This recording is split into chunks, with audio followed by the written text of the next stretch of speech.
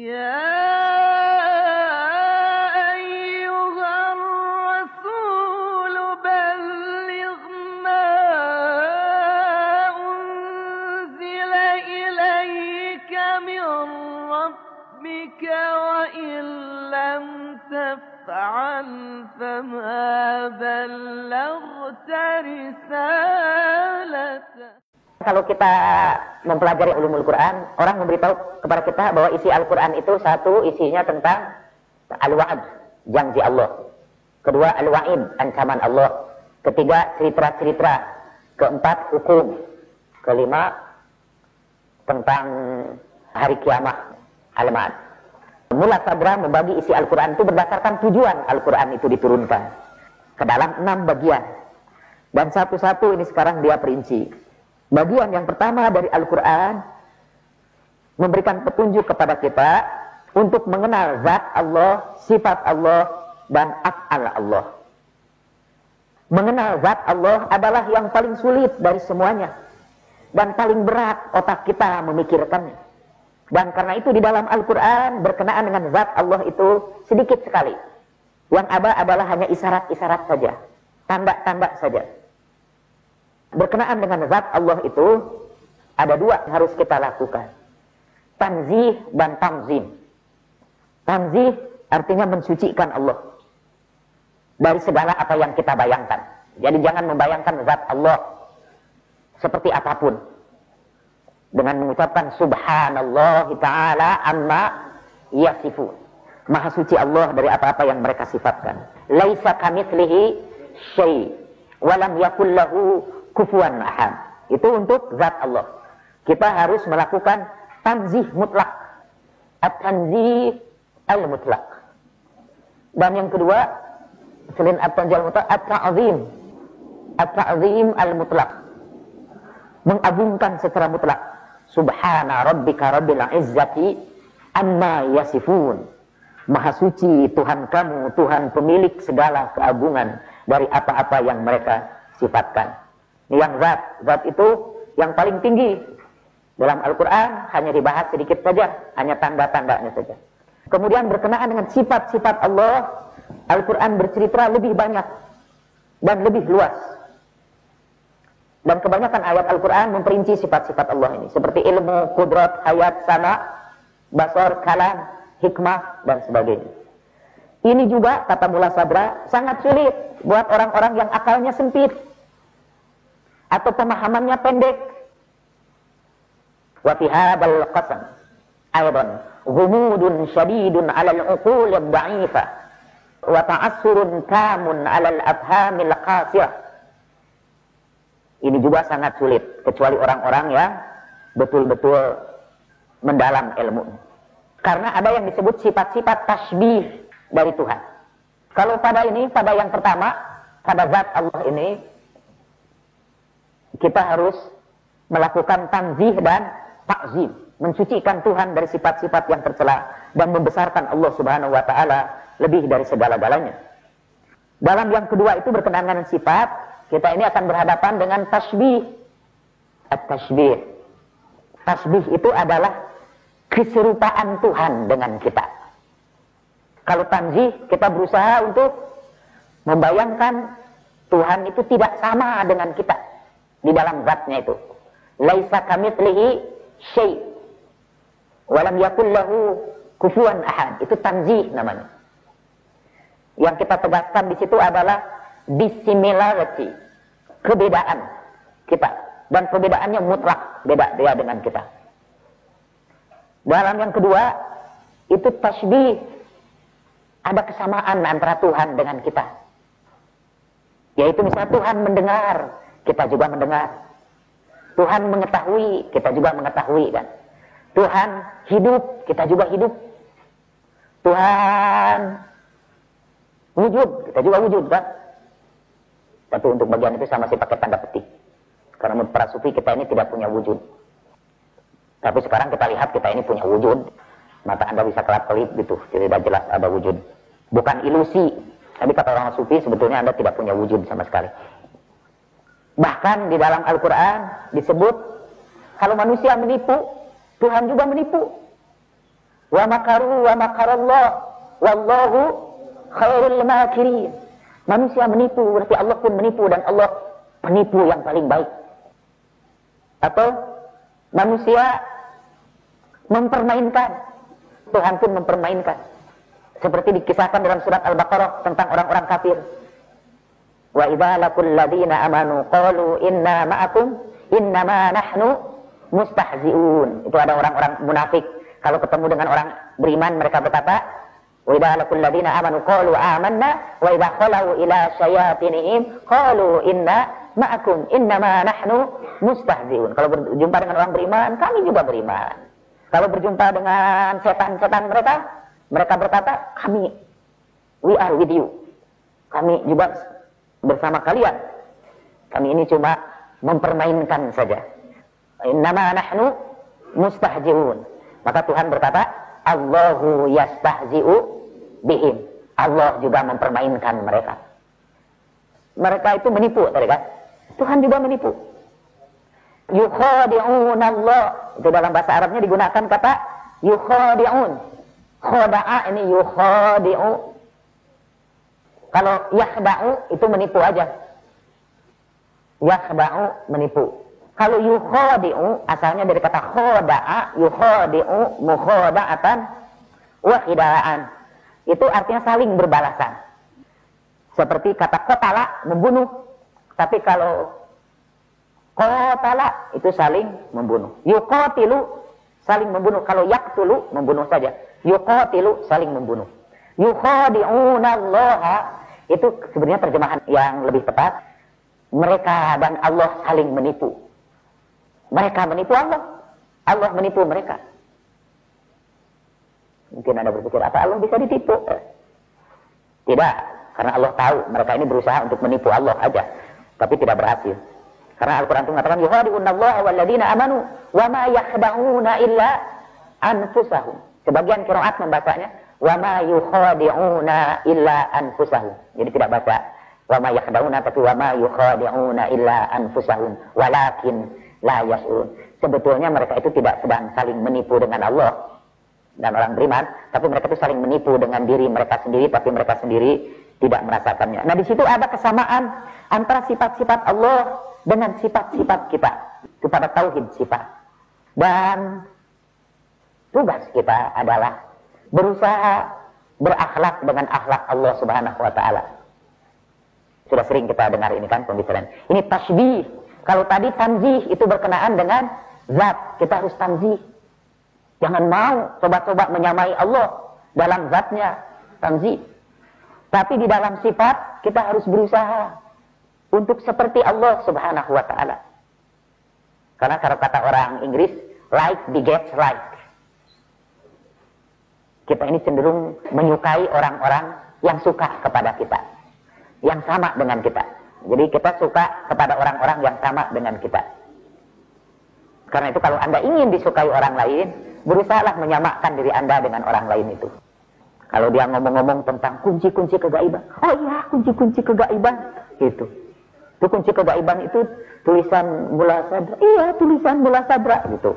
Itu kalau sama terus, gitu. Dan kita samakan juga karena gaya komunikasi kita dengan yang bersangkutan. Itu dulu nasihat saya kepada para sales people, ya, orang yang mau jual. Itu ada satu misalnya dress to sell. Bagaimana kita berpakaian supaya dagangan kita laku. Salah satu caranya ialah sesuaikan pakaian kita dengan pakaian orang yang kita hadapi.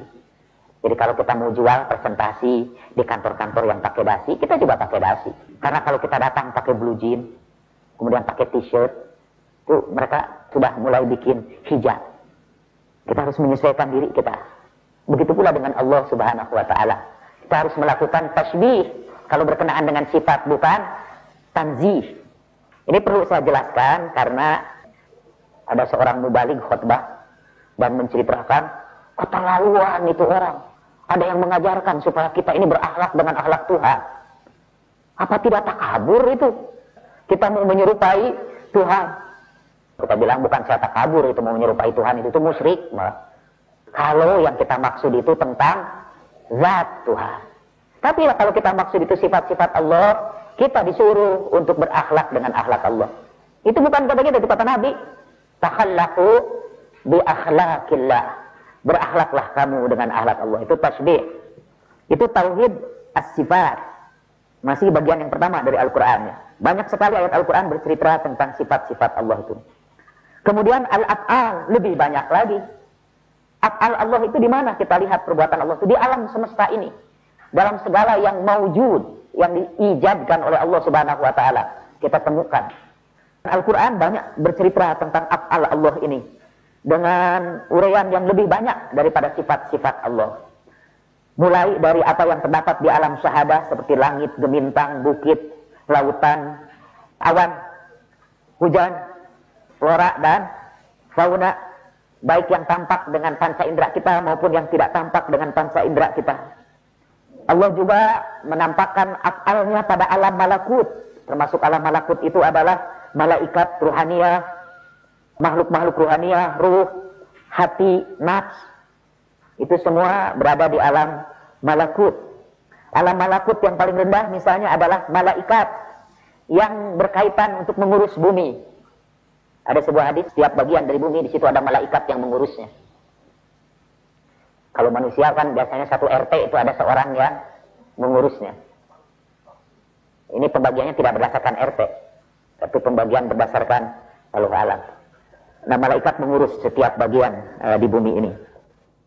Kemudian lebih rendah lagi dari malaikat itu adalah jin dan setan, yang juga masih berhubungan, berinteraksi dengan kita sebagai manusia.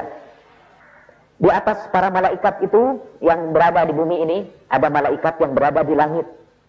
Lebih atas lagi dari malaikat yang ada di langit adalah al-karubiyun.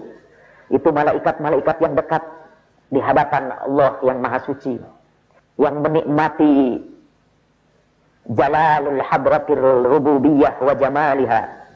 Dan di atas para malaikat itu adalah ahlul fana fit tauhid, yang orang-orang yang dalam perkembangan ruhaninya sudah sampai kepada keadaan fana di dalam tauhid dengan Allah Subhanahu wa taala.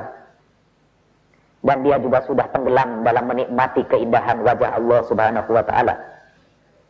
Itu tentang bagian yang pertama dari Al-Qur'an. Bagian yang kedua yaitu pembagian Al-Qur'an berdasarkan ini, zat, sifat dan af'al ya. Nah, sekarang kita masuk nomor 3. Pengertian safar menuju Allah dan kembali kepadanya. Kan tadi ilmu yang pertama adalah ilmu ma'rifatul mabda. Ilmu yang kedua adalah ma'rifatul thariq.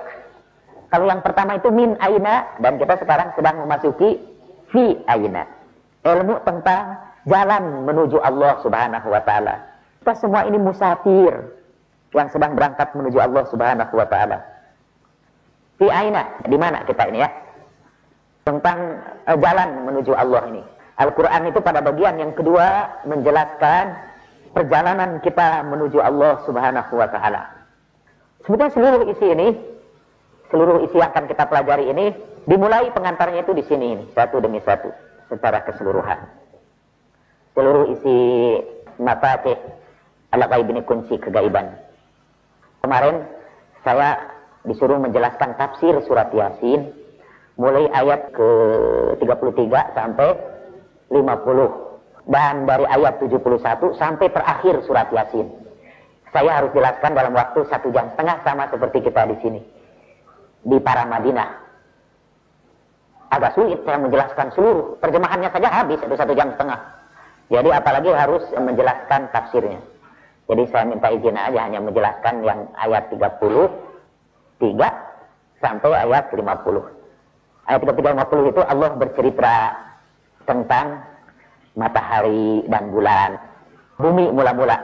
Wa ayatul lahumul ardul maitah ahyayna wa akhrajna minha habba faminhu ya'kulun wa fajarna fiha minal uyun liya'kulu min samarihi wa ma amilathu aydihim afala yashkurun. Wassamsu tajri limustaqarrin laha zalika taqdirul azizil alim wal qamara qadarnahu manazila hatta 'ada kal urjunil qadim la syamsu yanbaghi laha an tudrikal qamar wal lailu sabiqun nar kullun fi falaki yasbahun. Wa ayatul lahum anna hamalna dzurriyyatahum. Karena setiap sesuatu ada jantungnya, kata Rasulullah sallallahu alaihi wa alihi. Likulli syai'in qalbun wa qalbul Qur'an Yasin. Semuanya itu ada jantungnya, dan jantung Quran adalah Yasin. Nah, di dalam surat Yasin itu yang merupakan jantungnya Al-Quran, saya ambil dari tafsir Mullah Sadrah tentang ayat-ayat yang tadi dibacakan itu. Menurut Mullah Sadrah, dia memberikan makna batiniah dari ayat-ayat Al-Quran itu, bukan makna lahiriah. Secara singkat saja, Tuhan menggambarkan kita ini seperti para penumpang dalam perahu. Wa ayatulahum anna hamalna dzurriyyatahum fil fulkil mas'un. Kita ini sedang menempuh perjalanan di dalam sebuah perahu, menempuh lautan panjang untuk menuju Allah Subhanahu wa taala. Dan kita harus mengambil bekal yang cukup banyak dalam perjalanan itu.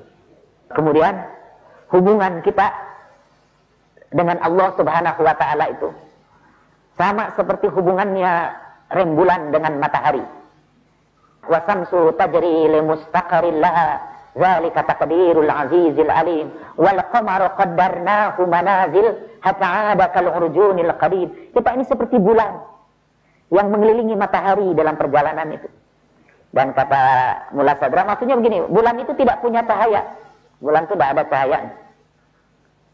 Mustanir disebutnya kalau bulan itu. Dia mengambil cahaya. Tolabun nur. Sedangkan yang memberikan cahaya adalah matahari. Nah, kita ini semua dalam perjalanan mendekati Allah sebetulnya sedang menyerap cahaya. Karena kita ini tidak punya cahaya. Tidak punya cahaya sama sekali. Seperti bulan, kalau dia jauh dari matahari, kita lihat bulan itu bercahaya, kita berpikir bahwa cahaya itu datang dari bulan. Kalau jauh dari matahari, apalagi kalau mataharinya terhalang, bulan aja seakan-akan yang bercahaya itu. Tapi ketika bulan itu berdekatan dengan matahari, bulan itu tidak ada cahayanya sama sekali ketika sedang berdekatan dengan matahari. Begitulah katanya hubungan kita dengan Allah Subhanahu wa taala. Sekarang kita merasakan wujud kita ketika jauh dari Allah Subhanahu wa taala. Ketika kita sudah sangat dekat dengan Allah taala, wujud kita itu pun hilang. Sama seperti cahaya lilin di tempat yang gelap, dia ini kelihatan cahayanya, tapi begitu dibawa kepada cahaya yang terang, cahaya lilin itu menjadi hilang. Yang ada adalah cahaya yang lebih besar. Seperti itulah kita. Saya sebut surat Yasin itu untuk menunjukkan, karena kita ini sekarang berbicara tentang Al-Quran yang menceritakan kepada kita perjalanan kita menuju Allah Subhanahu wa ta'ala ini, yaitu pengertian safar menuju Allah Subhanahu wa ta'ala. Menurut Mullah Sadrah, berbeda dengan makhluk Allah yang lain, manusia itu adalah makhluk yang punya kemungkinan untuk berubah keadaannya. Makhluk lain itu kalau dalam Al-Quran disebutkan lahu maqamun ma'lum. Mereka itu sudah punya posisi yang tertentu. Kerbau tetap aja posisinya itu kerbau. Ketika kerbau datang dari Tuhan, dia datang sebagai kerbau. Dan ketika dia kembali kepada Tuhan, dia kembali sebagai kerbau lagi. Bonteng itu datang dari Tuhan sebagai bonteng dan kembali sebagai bonteng lagi. Bonteng itu mentimun, kembali sebagai mentimun lagi. Tetapi manusia tidak. Manusia datang sebagai manusia dari Tuhan, tapi kembali kepadanya dalam bentuk yang bermacam-macam. Kembalinya kepada Allah Subhanahu wa taala itu, ada yang jadi kerbau, kembali kepada Allah itu.